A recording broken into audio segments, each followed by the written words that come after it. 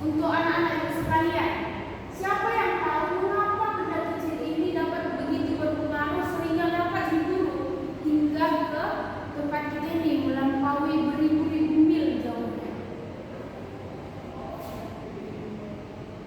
Oke, tidak ada yang tahu nih ya. Jadi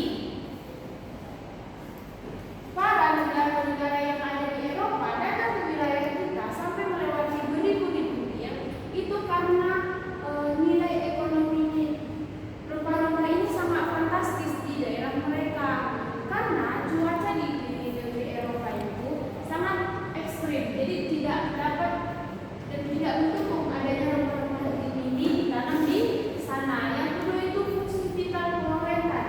Jadi pasca perang juga ini sangat dibutuhkan, karena selain mengawetkan bahan makanan, mereka juga melakukan ataupun memperdayakan rempah-rempah ini untuk mengawetkan jenazah ataupun mayat.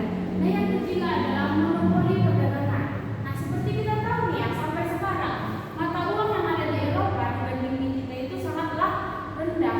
Jadi mereka dapat memonopoli perdagangan dan mengambil keuntungan mereka dengan membeli rempah-rempah yang ada di sini dengan cara barter ataupun menukarnya dengan sabu, pakaian, beras ataupun gandum. Lalu mereka menjualnya di negara mereka itu dengan harga yang mahal.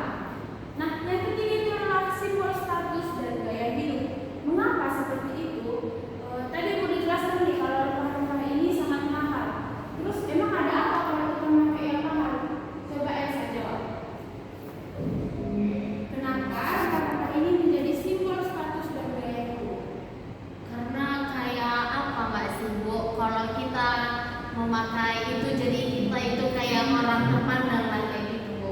Oke, baik, benar sekali. Kasih aplaus dulu untuk Elsa. Jadi benar anak-anak. Jadi simbol status dan gaya hidup ini dapat ditentukan dari rempah-rempah, karena itu tadi sekarang emas kan lagi mahal. Jadi siapapun yang memiliki emas itu secara tidak langsung kita mendeskripsikan kalau dia memiliki duit ataupun gaya hidupnya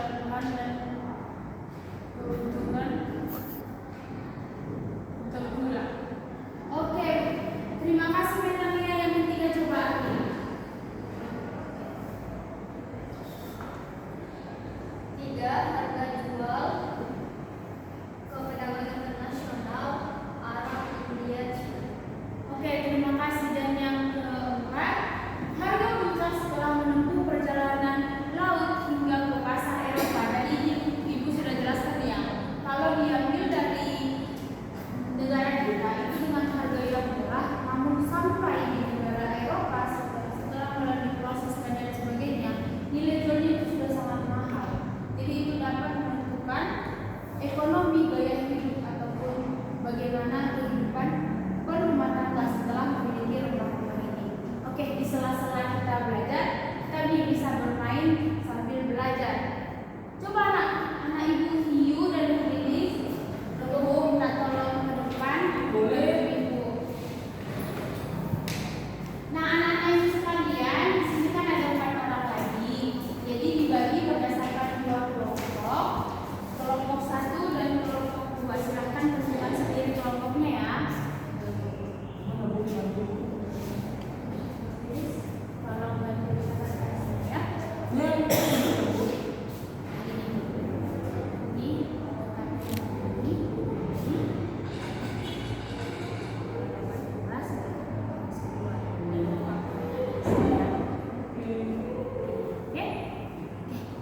Sudah dapatkah kelompoknya anak-anak ibu? Sudah Ibu. Oke, kelompok 1 ini siapa aja? Ada Beta dan Elsa Bu. Oke, kelompok 2. Ada Mila dan Saru. Oke, kita mulai untuk kuisnya ya. Yang pertama itu untuk instruksinya. Jadi kalian harus melewati tangga satu persatu. Ketika kalian menemukan tangga yang ada pertanyaannya, maka kalian akan menjawab dan akan mendapat poin. Oke, ini ada hadiahnya ya. Kita mulai dari sekarang.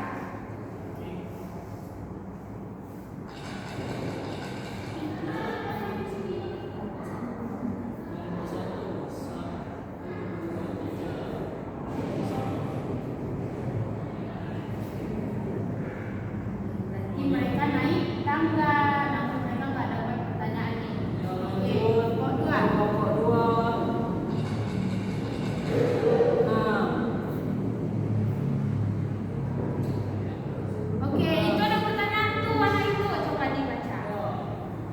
untuk pertanyaan kelompok 1, mengapa Kepulauan Sumatera mendapatkan julukan Super Duiva atau Pulau Emas? Jelaskan kaitannya dengan kekayaan alam. Adik kamu.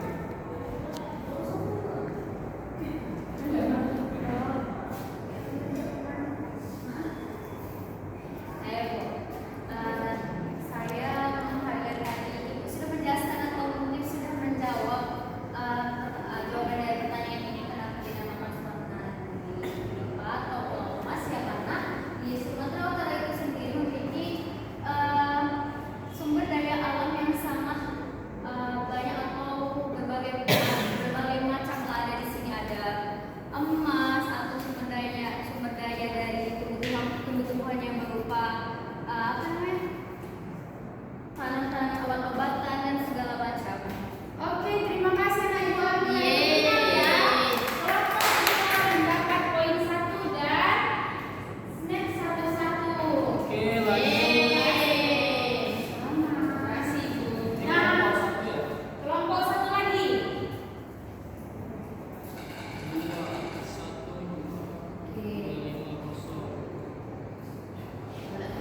Nah, sekian untuk kuis kita hari ini. Terima kasih anak ibu Hiu dan anak ibu Lilis telah membantu. Silakan anak untukkan masing-masing.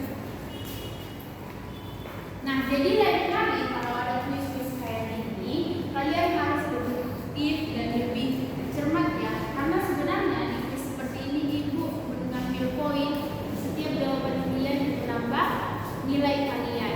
Oke, kembali ke tugas kita tadi, ke materi kita tadi, ke refleksi.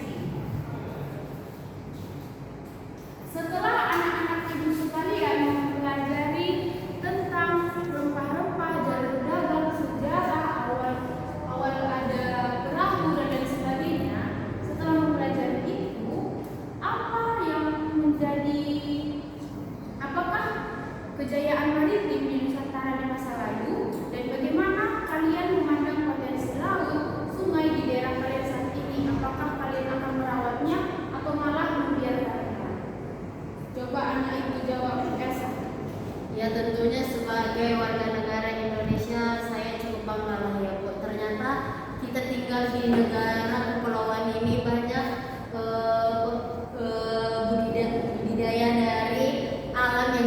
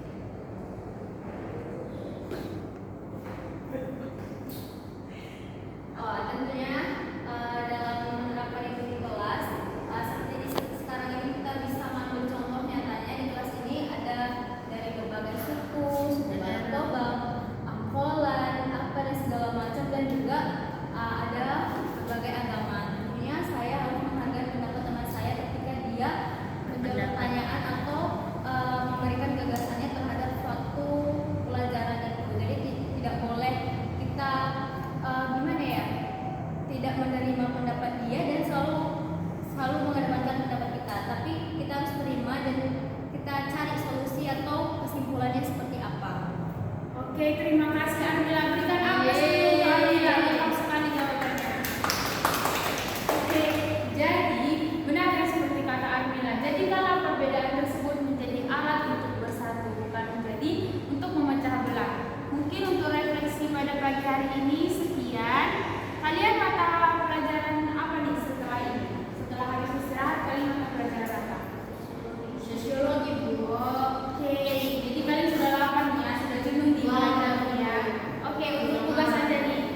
Tugas kita untuk minggu depan, seperti yang Ibu katakan di awal, kita akan mempelajari lebih lengkap tentang jalur perdagangan ini se-Indonesia. Silahkan baca di bab yang ketiga.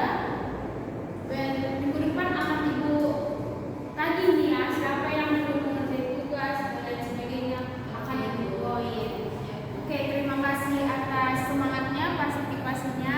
Silakan kalian sudah boleh istirahat, itu juga kami. Selamat pagi ya.